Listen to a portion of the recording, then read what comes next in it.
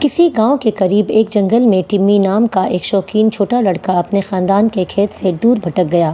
اچانک جھاڑیوں سے ایک بھورے رنگ کا بھیڑیا نکلا۔ ٹمی منجمد ہو گیا، بدترین کی توقع، لیکن اس کی حیرت کی وجہ سے بھیڑیا آہستہ سے قریب ہوا۔ اس کی آنکھیں شفقت سے چمک رہی تھیں۔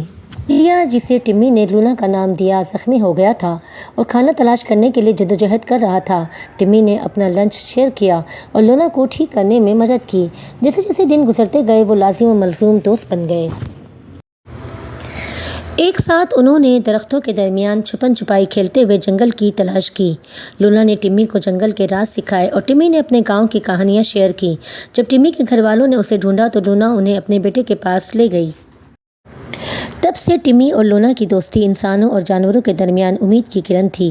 گاؤں والوں نے بھیڑیوں کے ساتھ رہنا سیکھ لیا اور لونا اور ٹمی کی ہمت اور ہمدردی کی بدولت کمیونٹی کی ایک پسندیدہ رکن بن گئی۔